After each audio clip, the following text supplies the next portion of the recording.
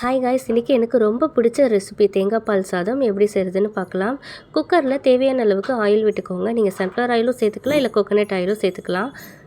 கூடவே 2 ஸ்பூன் அளவுக்கு நெய் சேர்த்துக்கோங்க. ஆயிலும் நெய்யும் நல்லா ஹீட் ஆன பிறகு சோம்பு, பிரிஞ்சி இலை, கிராம்பு, ஏலக்காய், கசகசா எல்லாமே சேர்த்து நல்லா பொரிய விட்டுக்கோங்க. நான் 3 பெரிய வெங்காயம், 2 தக்காளி, ஒரு கைப்பிடி புதினா, ஒரு கைப்பிடி கொத்தமல்லி சேர்த்துருக்கேன். ஃபஸ்ட்டு வெங்காயம் நல்லா வதங்கணும். வெங்காயம் எவ்வளோ வதக்குறோமோ அவ்வளோ பிரியாணினாலும் சரி, தேங்காய் பால் சாதம்னாலும் சரி நல்ல டேஸ்ட்டு கொடுக்கும். வெங்காயத்தோட புதினாவும் கொத்தமல்லியும் சேர்த்து வதக்கிடுங்க. அப்புறம் ஃப்ரெஷ்ஷாக அரைச்ச இஞ்சி பூண்டு விழுது இதுவும் சேர்த்து நல்லா வெங்காயத்தோடு நல்லா வதக்கிக்கோங்க. எல்லாம் வதங்கின பிறகு நம்ம தக்காளி ஆட் பண்ணிக்கிறணும்.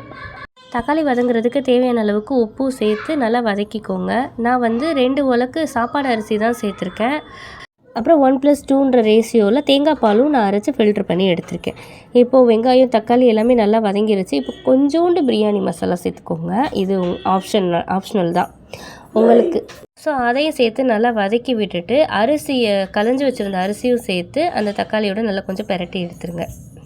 அரிசி நம்ம ஏன் வதக்குறோன்னா, நம்ம நெய் சேர்த்துருக்கோம்ல, அந்த வதக்கும் போது அந்த அரிசியோடு சேர்ந்து அந்த நெய்யோட ஸ்மெல் நம்ம சாப்பிட்றப்போ ரொம்ப நல்லாயிருக்கும். அதுக்காக தான்.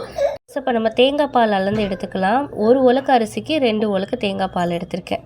இந்த ரேஷியோவில் அளந்து எடுத்துகிட்டு நம்ம அந்த அரிசியோடு சேர்த்துக்கிறணும்.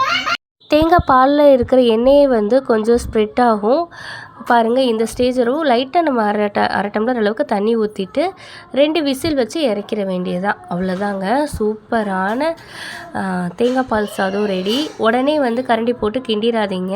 ஒரு 2 ஸ்பூன் அளவுக்கு நெய் விட்டுட்டு அப்படியே அந்த நெய் உருகிற வரைக்கும் வெயிட் பண்ணிவிட்டு அதுக்கப்புறம் கொஞ்சம் கொஞ்சமாக பிரியாணிக்கு நம்ம எடுப்போம் இல்லையா, உடையிறாமல் கொஞ்சம் கொஞ்சமாக அப்படியே எடுக்கணும்.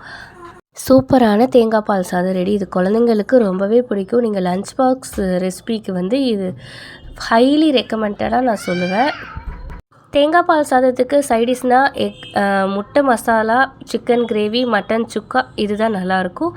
நம்ம வீட்டில் இன்றைக்கி சிக்கன் கிரேவி தான் செஞ்சுருந்தேன். அதை கீழே லிங்க் கொடுக்குறேன், நீங்கள் வியூ பண்ணி பாருங்கள். அவ்வளோதாங்க. நம்ம வீடியோ பிடிச்சிருந்துச்சுன்னா லைக் அண்ட் சப்ஸ்கிரைப் பண்ணிவிட்டு நம்ம சேனலை கொஞ்சம் சப்போர்ட் பண்ணுங்கள். அடுத்தடுத்து புது வீடியோலாம் நான் அப்லோட் பண்ணுறேன். இன்றைக்கி லஞ்ச் தேங்காய் பால் சாதத்தோட ஒரு சிக்கன் கிரேவி அல்டிமேட்டான காம்பினேஷன். தேங்க்யூ. நெக்ஸ்ட் வீடியோவில் பார்க்கலாம். டாட்டா பாய்.